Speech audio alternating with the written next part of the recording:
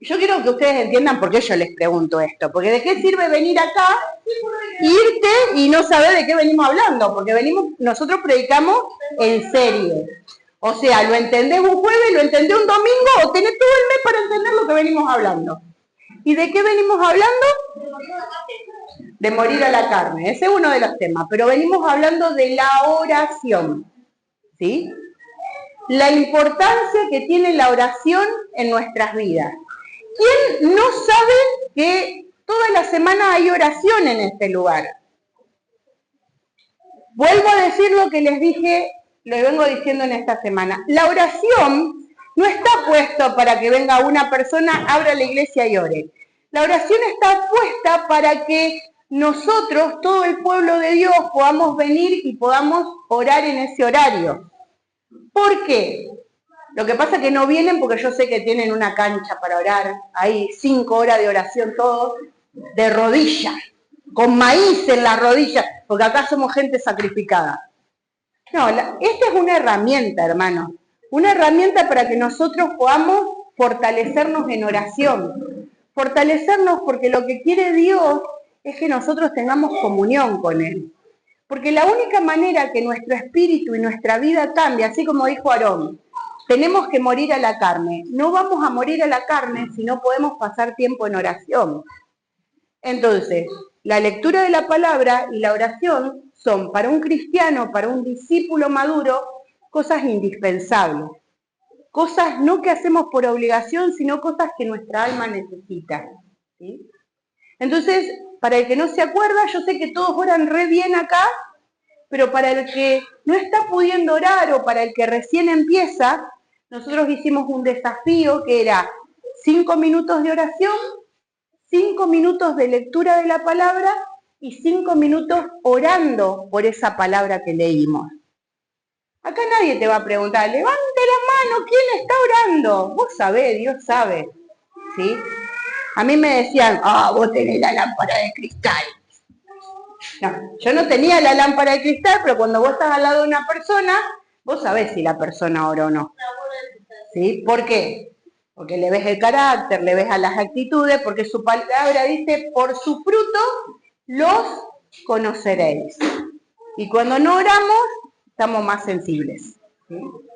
Entonces, te invito a que esta semana puedas ser parte de la oración. ¿Sí? La iglesia está abierta a partir de las 5:30 de la tarde, excepto los jueves que tenemos culto. Pero después, todos los otros días, lunes, martes, miércoles y viernes, está abierta a las 5:30. Esta semana voy a mandar un mensajito para que el que tenga que venir a abrir la iglesia sepa, para que nos empecemos a rotar y que puedan venir. El que abre la iglesia, encárguese de decirle, che, acompáñame, manden mensajito, che, acompáñame, mirá que voy a la oración, mirá que esto, ¿sí? Animémonos unos a otros. ¿Cuándo más? Cuando sabemos que Cristo está cerca. ¿Amén? Entonces, venimos hablando de una serie donde la intención es mejorar nuestra comunicación con papá, de poder acercarnos correctamente al dador de la vida. Y tengo que entender que la oración es algo que yo hago no por obligación, sino por placer. No sé cuántos de ustedes, pero muchas veces yo me presenté a la oración porque tenía que orar. Dije, no, tengo que orar. Y eso no viene siendo como un placer, viene siendo como una obligación. No, tengo que orar.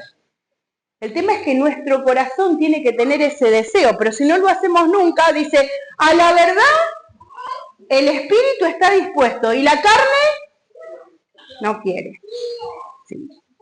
Y un verdadero discípulo no solamente trata de cambiar conductas, sino de depender completamente del Señor. ¿Sí? Y fuimos viendo que la oración nace cuando la autosuficiencia muere. Si no estás orando, ¿sabés por qué no estás orando? Porque sos autosuficiente. Porque crees que vos podés solo. Esa es en realidad por qué no oramos. Y Dios, ¿sabe qué hace? Dios empieza a podar todas aquellas cosas que alimentan mi autosuficiencia. En la Biblia Juan dice, yo soy la vid, vosotros los pámpanos, el que permanece en mí, yo en él. Este es el que lleva mucho fruto, porque separados de mí, nada podéis hacer. Nuestra conducta tiene que ser un termómetro de cómo viene mi oración. Si vos sabés que sos chinchudo y venís con la chinche pum para arriba, metete en oración. No solamente eso, hay muchas cosas. A veces alguien te habla y te ofende de nada.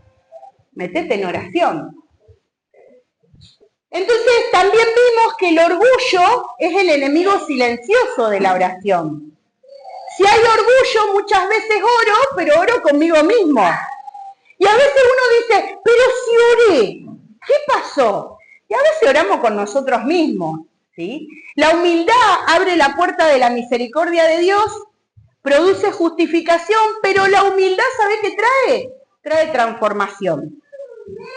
Y es ahí en el lugar secreto donde nosotros somos formados. Y es donde empezamos a buscar la aprobación de Dios, ¿sí? Me la saca porque todo el mundo mira a la Hanini. Entonces dijimos, primeramente, cuando hay oración, muere la autosuficiencia. Cuando hay oración, muere el orgullo. Empezamos a ser humildes. Lo que vivimos en privado, después empieza a sostenernos en público. Solamente cuando hay una vida consagrada en lo privado nos puede sostener en medio de las situaciones difíciles que nosotros tenemos que pasar.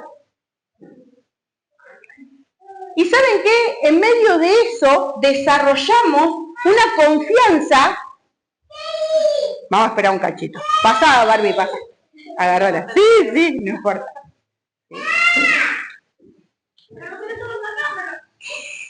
Ahí está.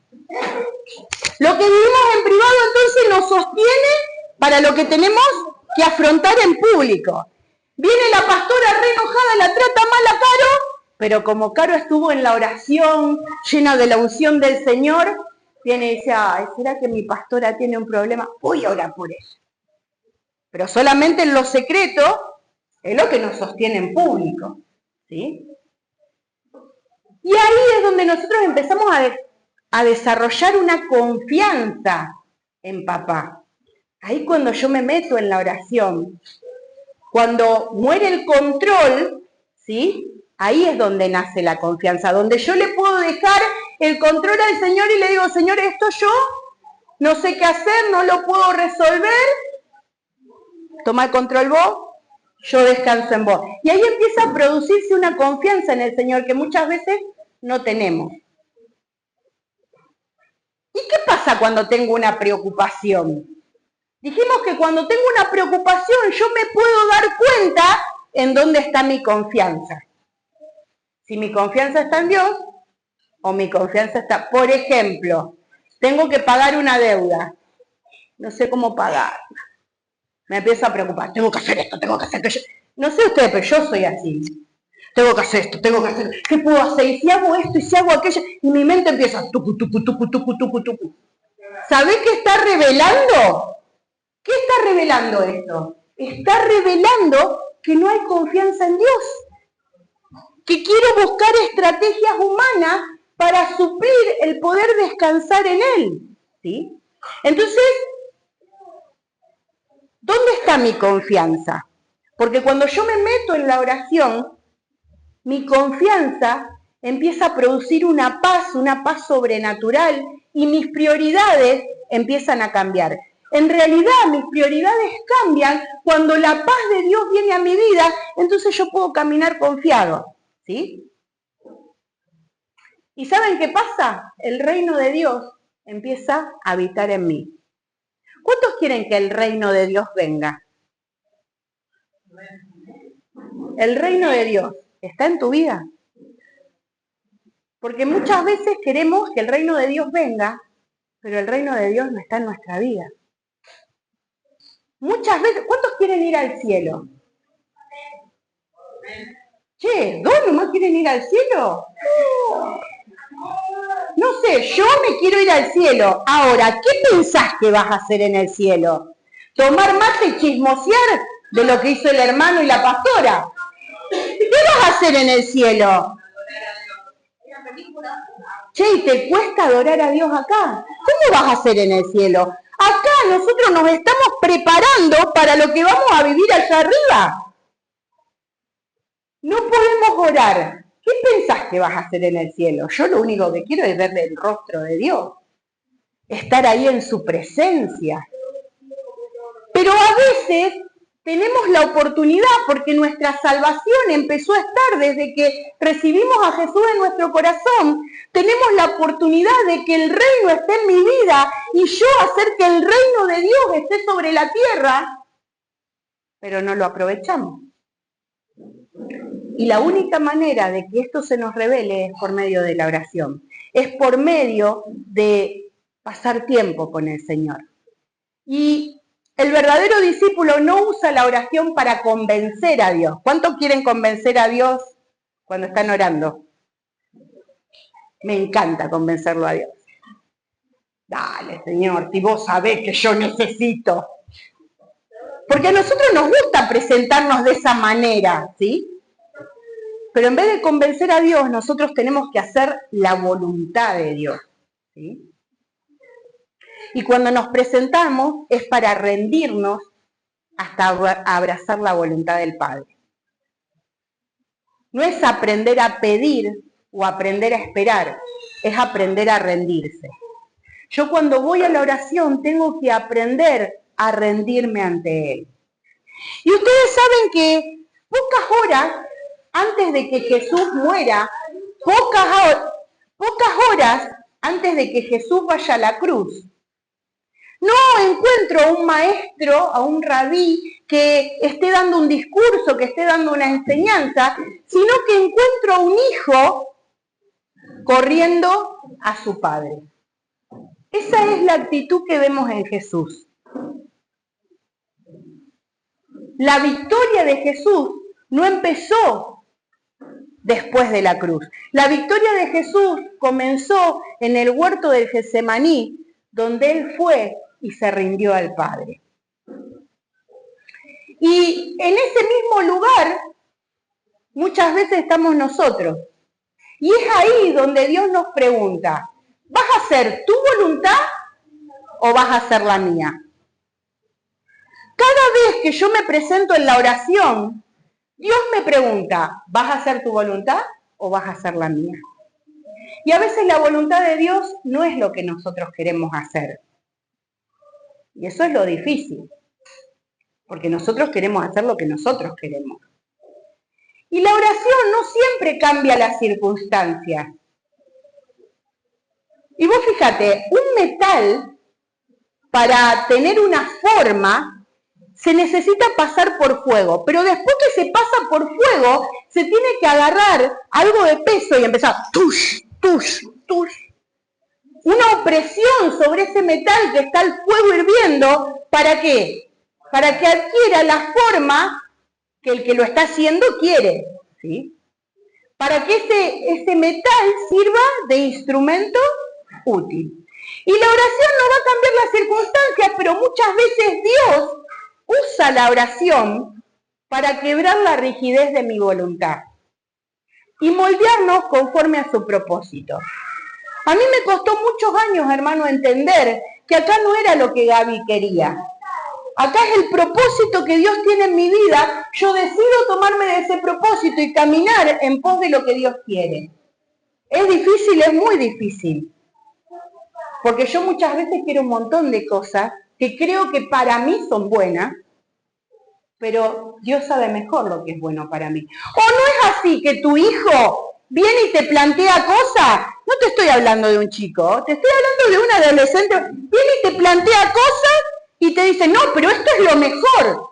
Y vos decís, se va a dar la cabeza contra la pared, va a pasar esto, va a pasar aquello. ¿Por qué? Porque la experiencia de los años te puede confirmar lo que le va a pasar. Entonces muchas veces nosotros nos presentamos a Dios, pero Dios, que es el dador de la vida, que sabe el propósito, que tiene una mirada más allá, Él sabe lo que es mejor para vos. Y a veces Dios nos dice que no, no porque sea malo, no porque no quiera, sino nos dice que no porque nos está protegiendo. O a lo mejor Dios nos dice, todavía no, porque vos no estás preparado para sostener eso que Dios te quiere dar. Si Dios te quiere dar algo, ¿para qué te lo da? Para que yo sea feliz. No, hermano. Si Dios te da algo, te da para que vos puedas ser de bendición a otro. Entonces, a lo mejor cuando vos estás pidiendo algo, es la voluntad de Dios que vos lo tengas, pero el propósito para lo que vos lo vas a usar no es la voluntad de Dios. Entonces Dios dice, tengo que esperar hasta que mi hija entienda para qué necesita eso. Para que ella pueda bendecir a otros.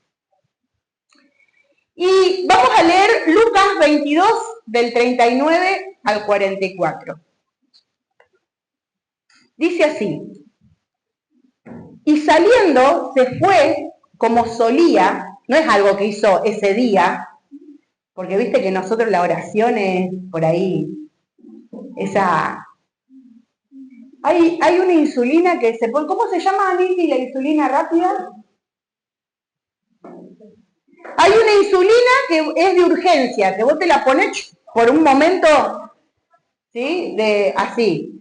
Hay una pastilla que yo me enteré que le llaman SOS, que no es para siempre, es para un momento específico, ¿sí? Y a veces nosotros usamos la oración así, cuando tenemos la soga al cuello. Y dice, y saliendo se fue como solía al monte de los olivos. Y sus discípulos también lo siguieron. Cuando llegó a aquel lugar, les dijo, orad para que no entréis en tentación. ¿Para qué hay que orar? Y si no estás orando, ¿qué puede pasar? ¿Y voy a vencer? ¿Los discípulos vencieron? No hay que, o sea, se entiende lo que dice, ¿no? Cuando llegó a aquel lugar, les dijo, orad para que no entréis en tentación. Y él se apartó de ellos a una distancia como de un tiro de piedra. Yo pensaba, yo quiero porque no sé bien esto, un tiro de piedra que yo hago así puede llegar ahí a la ventana, ¿no es cierto? O un poco más lejos. ¿Cuánto?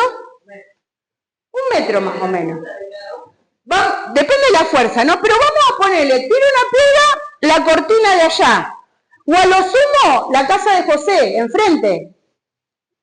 Estaban los discípulos ahí y estaba Jesús orando, no muy lejos. ¿Estaba lejos Jesús?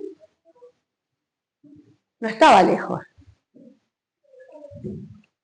Como un tiro de piedra y puesto de rodillas oró, diciendo, Padre, si quieres, pasa de mí esta copa, pero no se haga mi voluntad, sino la tuya. ¿Y saben qué pasó? Se le apareció un ángel del cielo para fortalecerlo. Y mirá cómo estaba. Estando en agonía, oraba más intensamente y era su sudor como grandes gotas de sangre que caían hasta la tierra. O sea que estaba a una distancia de un tiro de piedra y los discípulos dormían. No escuchaban el clamor, no escuchaban la agonía, no miraban lo que pasaba. Terrible. Yo pensaba en esto y decía, terrible. ¿Cuántas veces nos pasa a nosotros?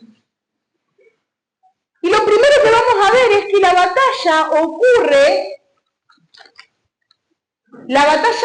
mayor ocurre antes de la mayor victoria. Cada vez que tu agonía sea mayor, tu victoria va a ser aún mayor, ¿sí? Y vivimos en una sociedad que admira y celebra el éxito, ¿sí? Pero pocas veces se interesa por los procesos. ¿Cuántos tienen Biblia en su casa? Todos tenemos Biblia. ¿Alguna vez te interesaste en el proceso, cómo fue que esa Biblia llegó a tus manos? No que llegó a tus manos, ¿cómo fue formada? ¿Por qué? Ya la tenemos, ya está. Pero ¿sabés el proceso que llevó que esa Biblia llegue a tus manos? ¿Sabés la cantidad de gente que murió para que esa Biblia llegue a tus manos? ¿Sabés la cantidad de gente que anhelaría tener una Biblia en sus manos y no la tiene? Y nosotros en nuestra casa a veces tenemos 5 o 6 Biblias, lenguaje actual, nueva versión, Biblia de estudio, ni la leemos. Entonces vivimos en esa sociedad donde que es el éxito, pero los procesos no se tienen en cuenta, los procesos que nosotros tenemos que atravesar, que hicieron posible esas victorias. Y en la vida espiritual es exactamente lo mismo. ¿Cuántas veces pedimos? Yo no sé ustedes, pero ¿cuántas veces yo pido, Señor, úsame? Señor, dame esa autoridad que viene de tu gloria, de tu presencia. ¿Le piden eso o no al Señor? Y deseamos que Dios nos use con todas sus fuerzas, ¿sí? Pero olvidamos que toda victoria pública, primeramente, está precedida de una batalla que va en lo privado. Antes de que Jesús fuese exaltado, que resucitara con toda la gloria, pasó por el lugar de quebranto, donde enfrentó la lucha más intensa de toda su vida. De toda su vida acá en la tierra. Ese fue el Getsemaní. ¿Y sabés qué quiere decir Getsemaní? Prensa de aceite. Es una prensa, las aceitunas se prensan de tal manera que despide el aceite. Y él fue a orar en ese lugar. Era donde se trituraban las aceitunas, ¿sí? Y no es casualidad que él escogiera ese lugar para ir a orar, porque era ahí donde él se derramaba por completo. Ahí era donde él tenía que ser prensado, porque él era totalmente humano, hermanos. Yo cuando escribía esta prédica, yo pensaba que era como yo. Sí, era Dios, pero él no usaba su divinidad. Él era humano. Él sufría. Él tenía sentimientos. A él lo herían. Él sabía que le iba a doler el cuerpo. Entonces, él realmente era como vos y como yo. Y ahí él sabía que tenía que pasar, antes de derramar toda su sangre en la cruz, primeramente él derramó su corazón delante del Padre. Y ahí en el Getsemaní fue donde él consiguió su victoria. Ahí, no después que resucitó. Él la victoria la consiguió ahí, donde fue prensado, donde derramó su corazón delante del Padre. Y esta verdad se tiene que aplicar también a nosotros. Las decisiones, todas las decisiones que tomamos a sola con Dios, ahí es donde se define nuestra victoria. ¿Permanecemos fieles cuando llega la prueba? ¿Por qué no podemos permanecer fieles cuando llega la prueba? Porque no conseguimos la victoria en la oración. La victoria se consigue en la oración, porque así lo mostró Jesús. La voluntad humana siempre lucha contra el propósito de Dios. El 42 dice, diciendo, Padre, si quieres, pasa de mí esta copa, pero no se haga mi voluntad, sino la tuya. Jesús, cuando se presentó ante su papá, le expresó ese dolor sincero que tenía, esa ansiedad que le estaba por atravesar. Él sabía todo lo que le iba a pasar. Él sabía lo que significaba beber esa copa de ira de Dios. Él sabía lo que significaba cargar con nuestros pecados. El ser separados del Padre. Ser separados del Padre a causa del pecado. Él lo sabía.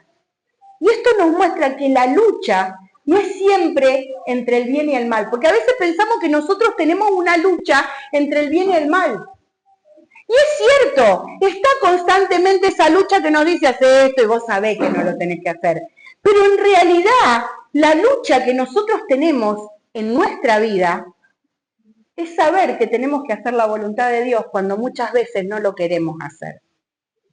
Cuando Dios te dice, caminá para allá, y vos le decís, pero si no hace nada que yo vaya por acá. Es más corto por acá, porque nosotros le decimos, es más corto por acá. Pero Dios te dice, yo quiero que vos vayas por allá. Entonces, rendir nuestra voluntad a Dios es lo que más nos cuesta. Romanos 8, del 7 al 8, dice, por cuanto los designios de la carne son enemistad contra Dios, porque no se sujetan a la ley de Dios, ni tampoco pueden. Y los que viven según la carne no pueden agradar a Dios. Si nosotros constantemente estamos en la carne, no agradamos a Dios. Y necesitamos, hermanos, la oración la necesitamos nosotros. Dios no necesita que nosotros oremos, nosotros necesitamos la oración. Nosotros necesitamos humillarnos delante del Padre. Nosotros necesitamos reconocer que no somos autosuficientes para seguir adelante, que necesitamos de su gracia para que esté sobre nosotros. Nuestra naturaleza siempre va a buscar el camino más fácil, el camino más cómodo, el menos doloroso, y el camino del Señor siempre conduce a su propósito. El camino del Señor siempre te va a llevar donde Él quiere que vos llegues. Hebreos 5, del 7 al 9, dice, y Cristo, en los días de su carne, cuando estuvo en la tierra, ofreció ruego y súplica con gran clamor y lágrimas. ¿Sabes a quién? Al que lo podría librar de la muerte. Y fue oído a causa de su temor reverente. Y yo pensaba, ¿cómo que fue oído? Si fue a la cruz. Te lo leo de nuevo. Y Cristo en los días de su carne, ofreciendo ruega y súplica con gran clamor y lágrimas, al único que lo podía librar de la muerte, fue oído a causa de su temor reverente. Y aunque era hijo, por lo que padeció, aprendió la obediencia. Y habiendo sido perfeccionado, vino a ser autor de eterna salvación para todos los que le obedecen. ¿Fue oído o no? Sí, el Padre lo escuchó, pero le dijo, tenés que hacer esto igual. Fue oído. Cuando nosotros vamos con clamor y a veces no tenemos las cosas que Dios quiere, las cosas que nosotros queremos, Él igual nos escucha, Él nos está escuchando. El tema es que a veces todavía no tengo que tener esto, porque me puede lastimar. Dios no me va a dar algo que a mí me lastime. O Dios muchas veces me va a decir que no, porque no me quiere hacer sufrir, porque eso a lo mejor que le estoy pidiendo va a traer un sufrimiento a mi vida, o me va a apartar del dador de la vida. Entonces yo tengo que tener cuidado. La verdadera oración no consiste solo en presentar mis deseos, sino que Dios transforme esos deseos hasta que coincidan con los deseos de Él. Cada uno tendremos nuestro propio Getsemaní. Cada uno tendremos nuestro lugar ahí que sabemos que vamos a ser prensados. Habrá momentos en los que Dios solamente nos pregunte, ¿estás dispuesto a obedecer aunque te cueste? Aunque todo el mundo se levante contra vos, ¿estás dispuesto a obedecer? Aunque vos creas que está mal, ¿estás dispuesto a obedecer? Aunque vos puedas decir, porque yo muchas veces lo dije, pero yo soy la mamá. Dios te dice, ¿estás dispuesto a obedecer? Y te pongo otro ejemplo. Con la congregación que no son hijos de carne, pero son hijos de espíritu. Soltalo. No, pero Señor, ¿estás dispuesto a obedecer? Mi obediencia tiene que ser a Dios. Solamente a Él. La oración fortalece para obedecer, no para escapar. Lucas 22:43 dice, y se le apareció un ángel del cielo para fortalecerle. Y fíjense qué significativo que Dios no le quitó la copa de dolor, pero sí envió fortaleza para que Jesús pudiera cumplir la misión. ¿Y sabe qué me habla esto? Esto me habla que aunque Dios me mande por un camino doloroso, Él no me va a dejar sola. Él me va a mandar esa ayuda que yo necesito para poder sobrepasar cada dificultad que tengo. El tema está que solamente en la oración es donde yo soy fortalecido. Y muchas veces llegamos a la oración esperando que Dios cambie esa situación.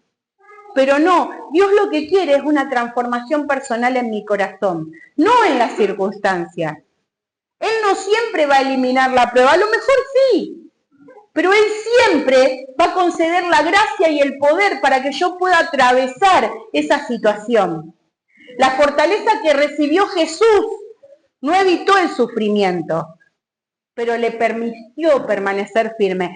¿Cuántas veces vos te preguntaste, ¿por qué no puedo permanecer firme? Y estas no son cosas que a lo mejor todos veamos. Porque yo en mi vida, yo sé en qué cosas no puedo permanecer firme. Y voy a decir, ¿cómo no? Me cuesta. Tengo que ir a la oración. Entonces vos tenés que pensar, porque no es solamente firme de lo que ve en el otro. Firme adentro tuyo, firme en lo que Dios sí ve. ¿Por qué no puedo permanecer firme? Porque muchas veces no voy a la oración donde el Señor envía esa fuerza que yo necesito. Dios promete sostenernos cuando estemos en la prensa de las pruebas o de las tentaciones. Y mira, 2 Corintios 12, del 9 al 10, dice, y me ha dicho, bástate mi gracia, porque mi poder se perfecciona en tu debilidad, pero se perfecciona en la oración. Por tanto, de buena gana me gloriaré más bien en mis debilidades, para que repose sobre mí el poder de Cristo. Por lo cual, por amor a Cristo, me gozo en las debilidades, en ofrendas, en necesidades, en persecuciones, en angustia, porque cuando soy débil, entonces soy fuerte. ¿Querés que te lo traduzca versión Gaby? Dios viene a Gaby y le dice, mira, aguantátela. Ya demasiado que te salvé. Ahora ponete las pilas y aguantátela. Porque vos sos un gusano de Jacob. Vos sola no podés. Tenés que venir a mí. Porque yo me hago fuerte en vos. No es que vos podés, no es que vos sabés, no es... ¡No! Gaby, soy yo que me hago fuerte en vos. ¿Pero para cuándo me hago fuerte? ¿Cuando está todo bien? No, yo me hago fuerte en vos cuando vos estás pasando circunstancias, cuando se levantan y empiezan a hablar mal de vos, cuando no sabés qué hacer porque querés hacer las cosas con tu fuerza. Ahí me hago fuerte en vos. Y ahí vos tenés que tener el gozo, porque ¿sabés qué? Vas a ver mi gloria. Que te alcance mi gracia para seguir adelante. Eso me dice el Señor a mí, con esas palabras. Dice, bástate mi gracia. Ahí, gozate en esas situaciones porque es Dios donde te va a fortalecer. Y Isaías 40, 29 al 31 dice, Él da fuerza al cansado y multiplica la fuerza del que no tiene ninguna. Los muchachos se fatigan y se cansan. Los jóvenes flaquean y caen. Pero los que esperan en Jehová tendrán nuevas fuerzas. Levantarán alas como el águila. Correrán y no se cansarán, caminarán y no se fatigarán. ¿Por qué? Porque Jehová de los ejércitos va delante mío como poderoso gigante. Amén. Dios quiere darnos algo mayor, un corazón fortalecido, un corazón que permanezca fiel en medio de cada situación. Eso es lo mayor que Dios quiere darnos. Y la verdadera batalla está en permanecer obedientes hasta el fin. Cuando aprendemos a buscar a Dios en nuestro Getsemaní, descubrimos que su gracia es suficiente para sostenerme. Cuando está su gracia sobre mí, no necesito nada más. ¿Sí? Segundo, la verdadera oración termina diciendo, hágase su voluntad. Papá, hace tu voluntad. ¿Cuántos terminan la oración así? A veces terminamos, Señor, hace tu voluntad, pero hace esto. Yo me acuerdo, yo tenía una mamá muy especial, tengo una mamá muy especial, que Dios me enseñó a amarla con todo mi corazón. Y me acuerdo en una situación, ¿viste? Yo era chica. Y viste que los chicos, cuando empiezan a crecer, quieren comprarse ropa. Y yo me quería comprar una pollera. Entonces me dijo, bueno, andá y mirá. Hay esta y esta, no, me dio elecciones, me buscó dos y me dijo, hay esta y esta, pero tráeme esta. Yo podía elegir, pero le tenía que llevar la que ella quería. Bueno, Dios es igual. Dios no dice, mira, tenés esta opción y esta opción, vos haces esto. Eso es, hágase tu voluntad. Y a veces nosotros negociamos. Sí, Señor, yo te entiendo, sí, Señor, yo sé que esto es mejor para mí, pero ¿sabés que voy a ir por este lado? Posta que le decimos así. Es así, le hablamos así al Señor, le decimos, sí, Señor, yo te entiendo, yo sé que vos querés lo mejor para mí, yo sé, pero no puedo. Entonces no le estamos diciendo, hágase tu voluntad. Y es tan difícil. Lucas 22:42 dice, diciendo, Padre, si quieres, pasa de mí esta copa, pero no se haga mi voluntad, sino la tuya. Y muchas veces usamos la oración como una herramienta para conseguir mis propios deseos. Para decirle, Señor, mira, yo quiero esto, dame esto. Y a veces oramos más para que Dios escuche y que cambie nuestras situaciones, pero no estamos viendo el panorama completo. Dios ve las cosas mucho más allá de lo que nosotros podemos ver o entender.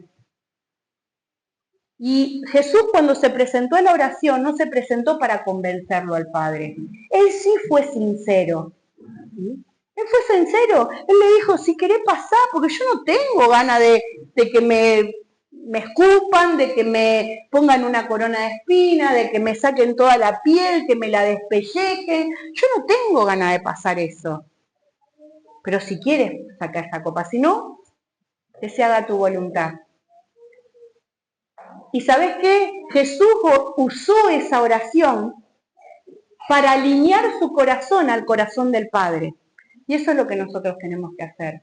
Yo tengo que ir a la oración, no solamente a decirle, Señor, sacame de esta prueba, sino a decirle, Señor, alinea mi corazón para que yo entienda rápido lo que vos querés transformar en mí. Así yo puedo alinearme con vos, estar en tu propósito, seguir tu camino. Y esa es la esencia de la oración. Poder rendir mi voluntad, rendir lo que no me agrada aún a lo que Él quiere. En el momento que yo dejo de gobernar mi vida, Cristo empieza a ocupar el primer lugar. ¿Cristo está en primer lugar en tu vida? Él gobierna todas las áreas de tu vida. Cuando Él gobierna todas las áreas de tu vida, ahí Él está en primer lugar. Rendir mi voluntad es la mayor expresión de confianza. Jesús sabía que el camino que Él tenía que atravesar era sufrimiento, era rechazo, era muerte. Y aún así decidió confiar en el Padre. Y Romanos 12:2 nos da la táctica, ¿no? Porque necesitamos esa palabra cada día. Romanos 12:2 dice, no os conforméis a este siglo, sino transformaos por medio de la renovación de vuestro entendimiento, para que comprobéis cuál sea la buena voluntad de Dios, agradable y perfecta. Si yo no transformo mi mente, no entiendo que lo que Dios tiene para mí es mejor que lo que yo quiero. Dios me quiere llevar a su propósito. Y la rendición no es un acto de resignación. Oh, bueno, lo tengo que hacer. Sino es un acto de confianza. Solo en que cree que la voluntad de Dios es mayor, le puede entregar el control al Señor. Y yo no estoy diciendo que esto sea fácil. Yo estoy diciendo que esto lo tenemos que empezar a practicar. Tenemos que empezar a decirle, Señor, toma el control de mi vida. Hacé lo que te parezca, me va a doler, pero yo quiero hacer tu voluntad. Porque la Biblia enseña que su voluntad siempre es buena, agradable y perfecta, aunque no lo podamos comprender. El Salmo 37:5 dice, encomienda a Jehová tu camino, confía en Él y Él hará. La fe madura, cuando dejamos de confiar solamente en lo que entiendo, en mi razón, y aprendo a descansar en el carácter de Él. Che, si nunca te dejo sin comida, ¿por qué tenés miedo que te falte? Si nunca te moriste de una enfermedad, ¿por qué crees que esta enfermedad es para muerte? Si Dios siempre fue fiel, ¿por qué no confiamos en la fidelidad de Dios en vez de confiar en nuestros propios razonamientos? Porque mi razón me dice no me va a alcanzar. Mi razón me dice me está tomando de tonta. Mi razón me dice tantas cosas que yo tengo que confiar en Dios. Tengo que aprender a descansar en el carácter de Dios. ¿Qué área de tu vida querés seguir teniendo el control? Cuando mi voluntad muere, su reino gobierna, siempre. Y la mayor barrera para el crecimiento espiritual es una voluntad que se resiste al señorío de Dios. Mientras el yo ocupe el trono, Cristo no va a ser el centro. Cristo no va a reinar. Y nosotros esta palabra la sabemos de memoria. Con Cristo estoy juntamente crucificado. Ya no vivo yo, mas Cristo vive en mí. Y lo que ahora vivo en la carne, lo vivo en la fe del Hijo de Dios, el cual se murió a sí mismo por mí. A ver, y se entregó a sí mismo por mí. A ver, ¿la vivimos? Porque la conocemos, pero ¿de qué me sirve? ¿Cuántos religiosos hay acá? Ah, nadie, ¿eh? La conocemos, pero no la vivimos. Eso es ser religioso, conocer una palabra y no vivirla. Y conocemos esta palabra. Vos fíjate que en Mateo 6:10, el Señor le enseña a sus discípulos, oren así, venga tu reino, hágase tu voluntad, como en el cielo, así en la tierra. Eso le enseña el Señor a los discípulos. Y el Señor, antes de pedir pan, antes de pedir perdón, antes de pedir provisión, le enseñó que el anhelo de todo discípulo debe ser que Cristo gobierne su vida. Morir a nuestra voluntad. Y eso no significa que yo voy a perder mi identidad, sino que voy a permitir que Dios forme el carácter de Cristo en mí. Que esto es lo más importante y es lo que tenemos que entender, porque Cristo nos dejó ejemplo. No es el ejemplo de una persona, es el ejemplo del Señor. Filipenses 2, del 5 al 8, dice así, haya pues en vosotros ese sentir que hubo también en Cristo Jesús, el cual, siendo en forma de Dios, no estimó el ser igual a Dios como cosa que aferrarse, sino que se despojó a sí mismo, tomando forma de siervo, hecho semejante a los hombres, y estando en la condición de hombre, se humilló a sí mismo, haciéndose obediente hasta la muerte y muerte de cruz. Él nos dejó ese ejemplo. Ese ejemplo es el que tengo que seguir yo. Porque Dios quiere formar el carácter de Cristo en mí. Y cada acto de obediencia, aunque implique sacrificio, fortalece mi comunión con Él. ¿Y sabes qué hace? Me hace más semejante a Jesús. Cada día yo debo tomar decisiones y a veces mi voluntad parece no ir de acuerdo con la voluntad de Dios.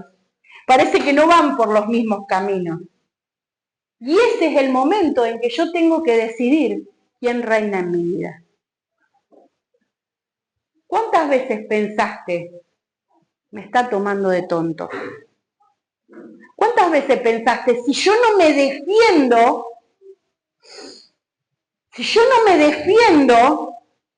cuando te tocan un hijo,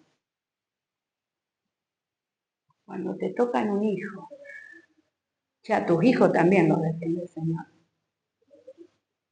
Y ahí también hay que rendir la voluntad. No quiero que lo agarren para la joda a mi hijo. Y tenés que morir a tu voluntad. Porque ahí te ponemos, no, porque yo mato por mi hijo. Pero ni siquiera podemos comer bien por nuestros hijos. Podemos dejar bien los vicios por nuestros hijos, pero vos morís por tu hijo, ¿viste? Sí, vas a morir si no dejás los vicios. Ese es el tema. Pero nosotros de boca podemos hablar un montón de cosas que en la vida real nosotros no la practicamos y nos convertimos en religiosos. Y Dios no quiere, Dios quiere un corazón entregado. Dios quiere que nosotros podamos caminar como Él quiere que caminemos. Y la voluntad de Dios muchas veces va a ir por un camino contrario al que nosotros queremos ir. Y por último, la rendición en secreto produce victoria en público. Lucas, del 45 al 46, que no los noté. Lucas 22, del 45 al 46, dice así. Cuando se levantó de la oración y vino a sus discípulos, ¿qué pasó? Los halló durmiendo a causa de la tristeza. Había una razón por la que los discípulos dormían, pero si hubiesen orado, no hubiesen caído en tentación. ¿Alguna vez te pusiste a pensar cómo se debe haber sentido Jesús? 100% humano. ¿Cómo te hubiese sentido vos? Che, vieron hacer los milagros, estuvieron conmigo. Estoy por pasar esto y no pueden estar alentándome, no pueden estar sosteniéndome. ¿Cuántas veces vos te sentiste que no había nadie, que nadie te mandaba un mensaje, que nadie te hablaba? Jesús también se sintió así. Jesús también se sintió solo, pero Él estaba con el Padre. Cuando se levantó de la oración y vio a sus discípulos, los halló durmiendo a causa de la tristeza. Y les dijo, ¿por qué dormís? Levantaos y orad para no caer en tentación. Esa es la clave, hermano. ¿Sabes por qué caemos en tentación? Porque no oramos. ¿Sabes por qué flaqueamos? Porque no oramos.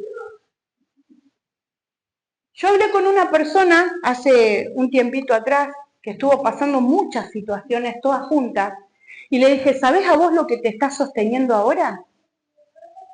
Ese tiempo que oraste, ese tiempo que clamaste, ese tiempo que vos no entendías por qué estabas orando tanto, fue lo que te está sosteniendo ahora.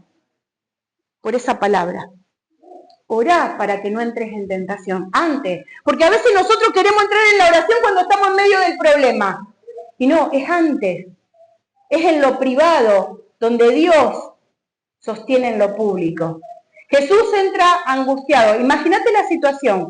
Entra a la oración angustiado. Dice, y esto es cierto, porque si vos vas en internet te muestran realmente lo que le pasó. Los vasos que tenía Jesús en la cara se fueron rompiendo todos de tanta fuerza y de tanto que él trató de hacer. Yo me acuerdo que cuando estaba embarazada de Yara, a mí me quedó toda la cara con liñitas, porque yo vomitaba y vomitaba y vomitaba tanto que se me abrían los vasitos de la cara y me quedó todo esto hasta el cuello. Yo tenía todo con marcas lilas y puntitos rojos porque se me iban rompiendo los vasitos.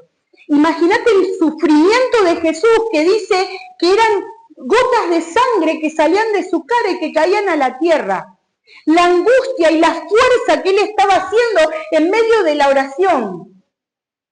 Pero ¿sabés cómo salió? Con una paz terrible y con una firmeza inquebrantable. Nada cambió. Todo lo contrario, las cosas se iban a poner peor. Porque la cruz venía. Pero él seguía ahí. Pero algo sí cambió. Cambió, ¿sabes qué? Que Jesús preparó su corazón para obedecer hasta el final.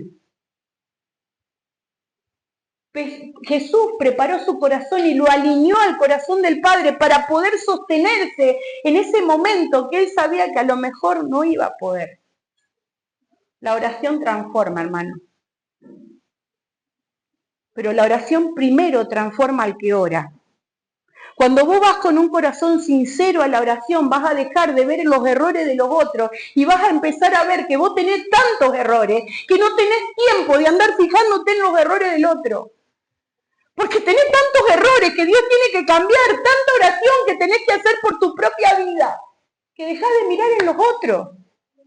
Entonces cuando vos realmente entras a la oración, empieza a transformar y el primero que transforma es tu corazón. Segunda de Corintios 3:18 dice, por tanto, nosotros todos, mirando a cara descubierta, porque cuando vos entrás en la oración y cuando vos sos transformado, empezás a mirar con cara descubierta, ya no hay un velo en tus ojos, ya no hay una viga que te impida ver tus errores, porque como en un espejo vemos la gloria del Señor, y ya no me estoy comparando con el que tengo al lado, que tiene a lo mejor menos defectos que yo. Me estoy comparando con el Rey de Gloria, que digo, mirá, Señor, mirá todo lo que me falta por cambiar. Por tanto, nosotros todos, mirando a cara descubierta, como en un espejo, la gloria del Señor, somos transformados de gloria en gloria en la imagen, como por el Espíritu del Señor. Yo me veo reflejada en Cristo y puedo entender lo que Dios quiere transformar en mí. Cuando pasamos tiempo en su presencia, nuestra manera de enfrentar las cosas cambian. Isaías 26:3 dice, tú guardarás en completa paz aquel cuyo pensamiento en ti persevera, porque en ti ha confiado. ¿Sabes cuándo viene la paz en nuestra vida? Cuando nosotros nos llenamos de pensamientos de Dios. Cuando dejamos de andar pensando pavada y empezamos a llenarnos de lo que dice la palabra, creer lo que dice la palabra. ¿Por qué? Porque confiamos en Él. Porque sabemos que Él es fiel, que Él es digno, que Él si dijo va a cumplir. Entonces ya no estoy pensando en lo que no tengo, ya no estoy pensando en lo que quiero, ahora estoy pensando en que Dios me llena de sus pensamientos para que yo camine según su voluntad. ¿Amén? La oración nunca es pérdida de tiempo. ¿Alguna vez pensaste, la oración es pérdida de tiempo? No, somos todos espirituales. Ahora pensemos la actitud. Porque nunca lo decimos. Nunca voy a decir, ay, no puedo perder tiempo orando. ¿Cómo vamos a decir eso si somos siervos de Dios? Pero ¿cuántas veces decís, ay, tengo que ir a hacer esto? Pérdida de tiempo orar. ¿Cuántas veces decimos, ay, bueno, pero a la noche oro? Pasó la noche, el otro día, y no oré. Estamos diciendo que es una pérdida de tiempo.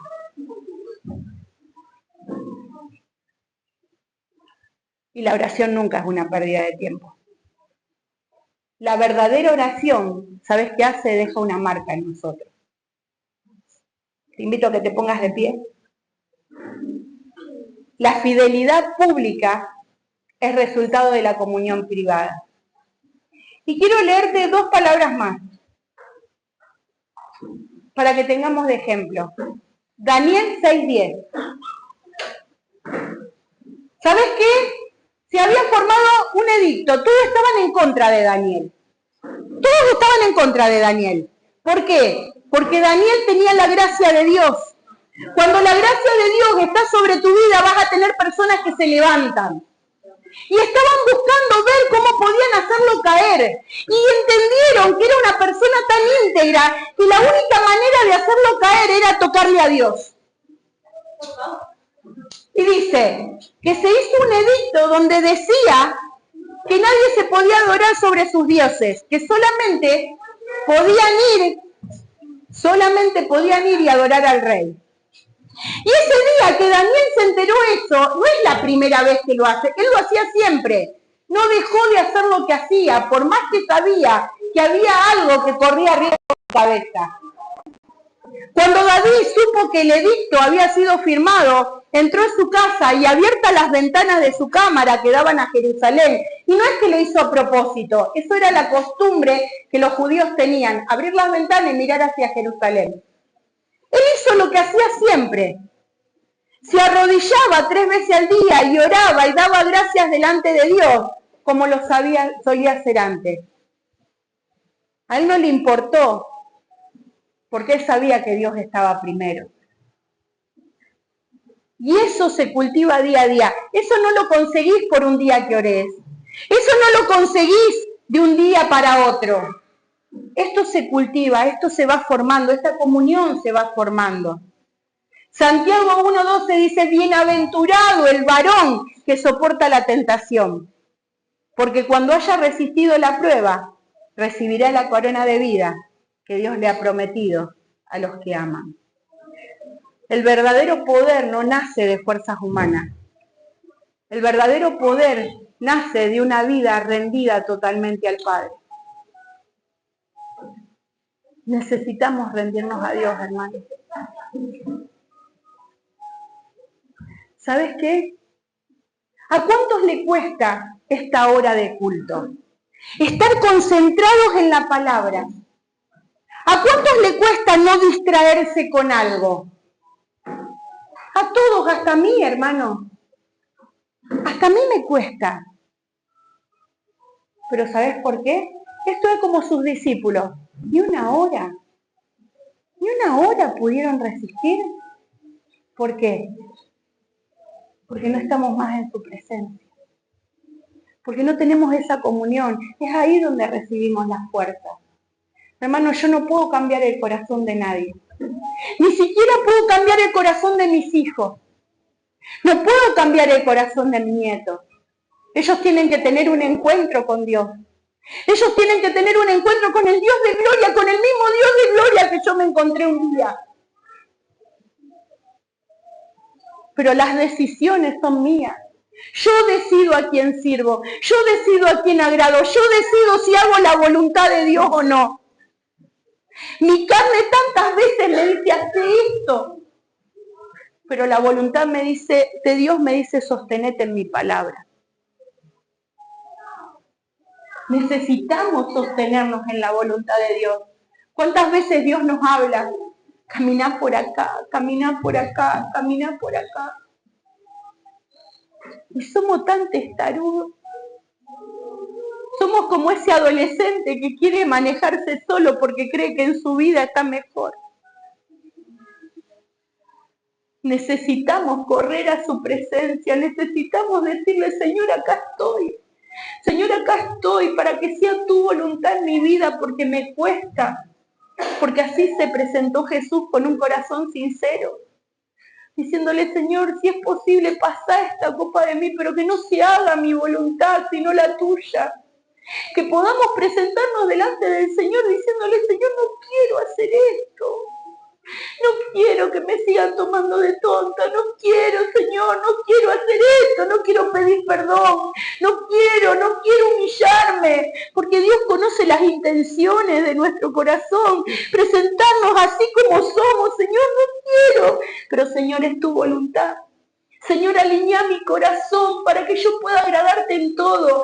Señor, alinea mi corazón para que yo pueda presentarme delante de ti.